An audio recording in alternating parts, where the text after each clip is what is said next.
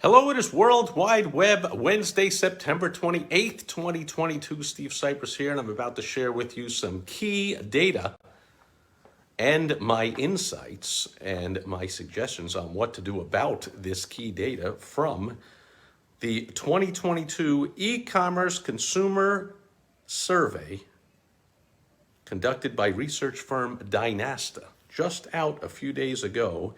And as expected, as anyone would know, the top three websites, this is worldwide excluding South America and Asia. Top three websites where consumers search for products: Amazon, Google, and eBay. Right? In the past 12 months, this survey conducted up until June of this year.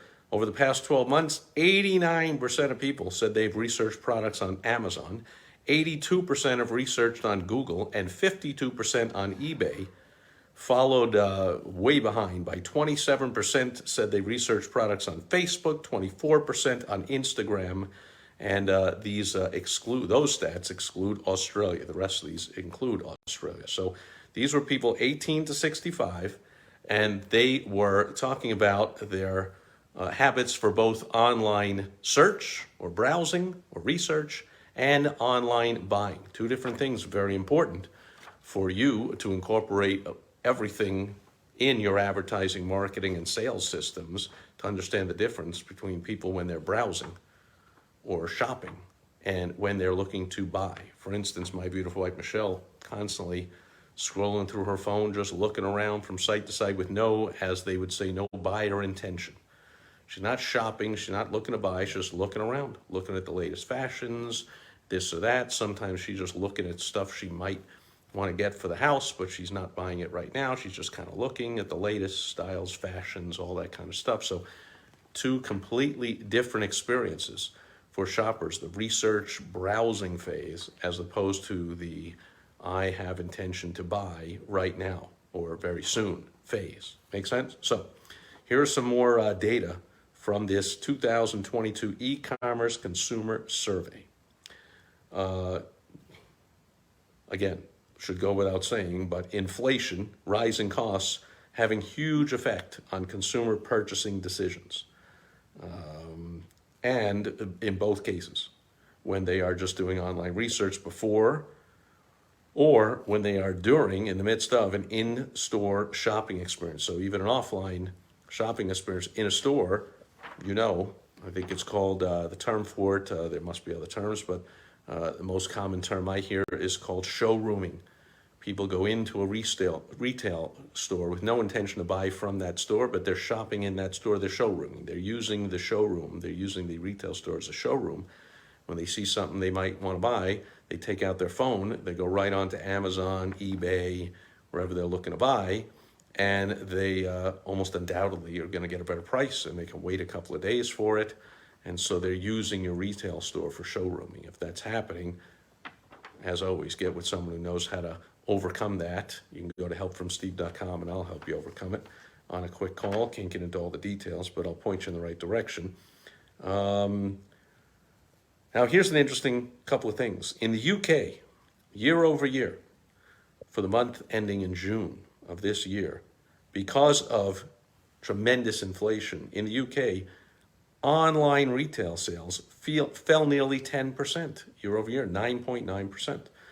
Whereas in the US, rampant inflation as well, and yet consumer spending rose 0.1%, basically stayed flat. So down 10% in the UK, staying flat in the US. I think that might be attributed to all the BS from the government and the media about how we're not really in a recession, or the inflation isn't that bad, or Biden even came out once, didn't he? I mean, he'll read anything they put in front of him. But they had him say, well, inflation is flat. Like, excuse me? Even the bogus government numbers have it up 8 point something year over year. And I challenge anybody to name one product that people buy that's only up 8% year over year. How can the average be 8%? Everyone knows meat is up 15, 20%, gas is up 100%, food, all kinds of food is up 10, 20%, 50%, 10%. Like, 8.4. Give me a break. Everyone knows the real number is much closer to 20% inflation, and yet I think possibly because the U.S. is U.S. and we still like our lifestyle, we still like to buy stuff, and there's been a ton of government handouts and free money, so people have money to keep spending. But also, I think a lot of it has to do with the BS snow job by the government and the media. Unbelievably, there's billions of people who actually believe it. That, oh, see, we're not in a recession because the government said so, and I believe what the government says. Amazingly, there are lots of those people, they believe what the government says. They believe that even though we're in the midst of and about to finish our third straight quarter of a declining GDP, gross domestic product, which means we've been in recession all year long, the economy has been shrinking, there are still people that believe the BS being put out by the media and the government that, no, see, we're not in recession, the economy's strong. Again, they had Biden say a couple of months ago, like, we have one of the fastest growing economies in the world. We haven't been growing all year. There's no growth in the economy in the entire year of 2022. In fact, it is receding, which is the very definition of the fact that, of course, we're in a recession. And yet, consumer spending in the U.S. flat year over year. There's enough people that just don't believe that we're in a recession. Pretty soon it's going to hit them pretty hard, isn't it? Because it's going to last for years, likely completely through the entire rest of the 2020s for sure, that things are going to be rough. And so at some point, just like they did with, well, I won't mention it so my video doesn't get shut off, but with certain health thing that happened over the past couple of years where all the truth is coming to light about all the prevention, the cures, it's all coming to light now, but for years people actually believed all the BS they were being told by government and media about what could stop it, what could cure it, oh my goodness, well the same is going to happen in the economy. People come to a rude awakening pretty soon, but right now they're still spending. However, price is a huge, as you can imagine, a huge factor. Here's some numbers. 83% of people responding to this survey said they compare prices before making a purchase. 99% considered price either somewhat important or very important factor in product selection. 99%. In other words, everybody considers price either somewhat important or very important. What that means, that's got a lot to do with brand or company loyalty. Loyalty goes out the window when people are extremely concerned about price. Doesn't matter if they've been buying from you for 5 or 10 years.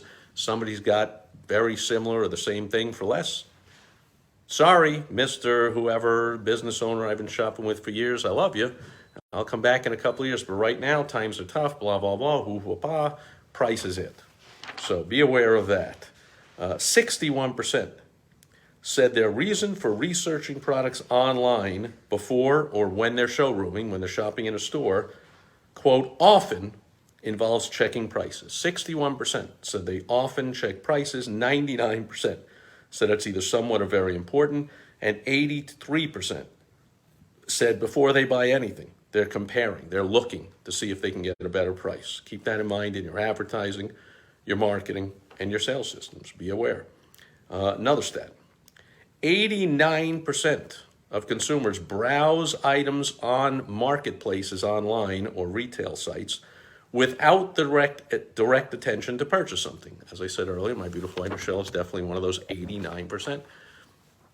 I'm like, what are you shopping for? Nothing, just looking around, just looking. It's the old saying in the retail store, right? Can I help you? Just looking. Well, 89% of people are just looking. They're just browsing around sites, but they're using Amazon, 89%, Google, 82%, eBay, 52%. Got an idea where to advertise, where to list items, even if you're selling them offline in a store, may want to put them on eBay, may want to get them on Amazon. That's where people are going, right? And 42% of consumers discovered products they have purchased in the past 12 months by browsing marketplaces. So 89% are browsing online with no intention to buy. 42% are saying they have bought something in the last year that they found just by browsing around. 42% said they bought something. So half the people that went on just to look around ended up buying something. Keep that in mind. More numbers. 42% of consumers have clicked on a sponsored or promoted ad that they saw on a marketplace or retail site in the past 12 months. 44% of consumers have purchased an item on Amazon after seeing an ad for that product on that marketplace. So again, showrooming, only this way, in this case, the online edition of showrooming. They went to some kind of e-commerce site, some marketplace, some retail site. 44% of consumers said, yep, I saw it on that marketplace, then I went to Amazon and bought it. About half the people that see something on your site or on any e-commerce site, and yet they go to buy it on Amazon. Again, keep that in mind, and we're already kind of long here, but if you want some help with this and what this really means, find someone who knows, someone like me. If you want it to be me, go to helpfromsteve.com and I'll help you with this. So, should you be running sponsored or promoted ads on marketplace or retail sites? Absolutely. 42% of customers click on those ads. Should you be listing your stuff on eBay? Should you be listing your stuff on Amazon? Should you get proper SEO, search engine optimization done for your e-commerce, for your site? Because people are searching on Google. Absolutely, all this stuff. You got to play the game right. You know, in the offline world, it's location, location, location. I'm in a great mall with lots of foot traffic, or, you know, I'm in a great downtown spot here. I got a great, whatever. Online, it's all about optimizing all the behind the scenes stuff, being in the right place at the right time with the right message to the right people. It's a lot more complex, a lot more difficult. You know that, I know that. I hear it all the time for the past probably 20 years or so from all kinds of business owners tell me all the time, man, I wish it was the good old days, just placed a yellow page ad and the phone rang. Just set up my store, people came in and bought. I want to sell online? Oh my goodness, it's so complex. All the technology, all the stuff I got to know, all the people I got to pay to do coding this and to make sure this is done and the behind the scenes stuff. And I got to have the funnel and I got to have the emails and I got to have the copy written. Yeah, yes, you do. Okay, it's a much more complex, much more difficult game. However, there is much, much, much more money in the online game than ever before, with no signs of it slowing down anytime soon. Anyway, there's a ton more numbers. Check it out if you want. It's the 2022 e-commerce consumer survey by research firm Dynasta. Check that out and check me out every World Wide Web Wednesday. I always share some tips on how to make money online. Brian Daly is here. I'm sure I could use some support with giving a reason to move forward now. So could use some support with giving a reason to move forward now. So that's what's known as urgency, reason to take action now. So, well, I'll get into that in another video, right? It's not the subject today. You can go to helpfromsteve.com, Brian, get on my calendar, we'll talk about it. In a nutshell, people often confuse the two terms scarcity and urgency, but they both, scarcity helps urgency. So if you can find a way to make whatever you're selling scarce, and I don't mean fake scarcity because that sucks. That's a crappy thing where I've seen it really inartfully done online where people go, I have this ebook and I only have 100 copies, so hurry. Only have 100 copies of an ebook. Now, behind me are some books, 4 or 5 or 6 out of my 20 or so bookshelves, right? Like if you have a physical book, then you can say, I only have 100 copies. That's scarcity, and that scarcity leads to urgency, right? A limited supply, a scarce supply, will lead to them saying, well, I mean, think about it in the supermarket, right? I remember as a kid learning this one. There'd be very few items on the, whatever, we're walking by with my mom in the shopping cart, and there's a sign that says something's on sale, and there's very few of those items on the shelf. Now, today, of course, there's very few items on every shelf because we have a completely mismanaged economy. And the supply chain this, and the inflation that, and the recession this, and the whatever, and everything is messed up. But back in the day when we were actually in America, and stores were always filled with stuff, you could tell something on sale, there's only a few left. Scarcity, only a few left. Grab them. There's only 5 of those left. I better grab them before somebody else does. That's another factor, known as the greed factor.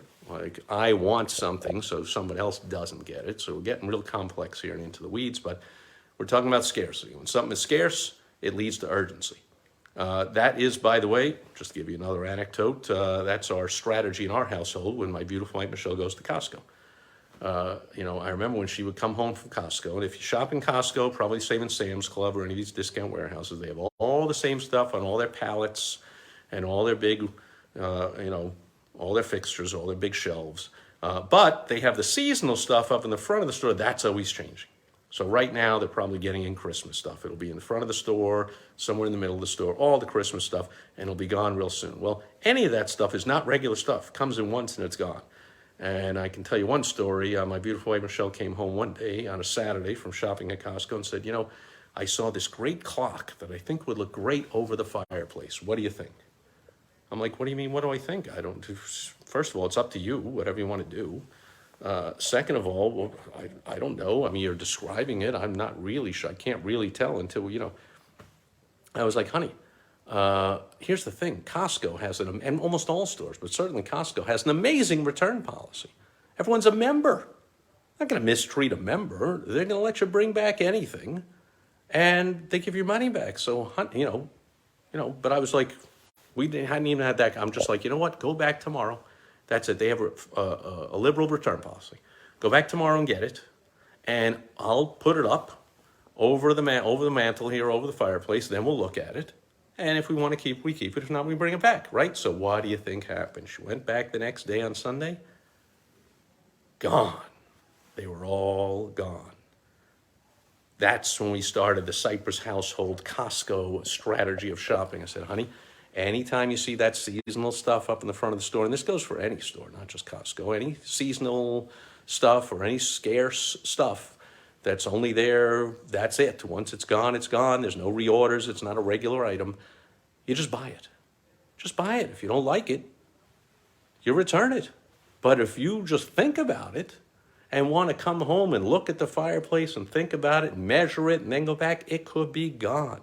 That's the power of scarcity, which leads to the urgency, right? So that's our strategy is you see that? If you even think you might like it, buy it right away, urgency.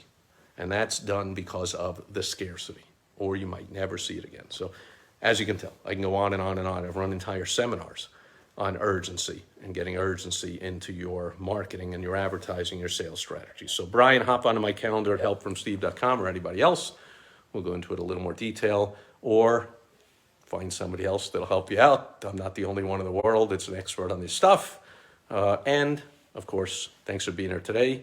And check back here every World Wide Web Wednesday for online money-making tips. Be back here again tomorrow on Throwback Thursday, where I will pull something out of the vault from the past. And almost always I find a way to teach a business lesson from it. So thanks for being here today. Great seeing you, Brian, and everyone else that's watching live on the replay or listening or reading or wherever you're getting this. And I will catch you again tomorrow on Throwback Thursday. Over and out. Bye-bye.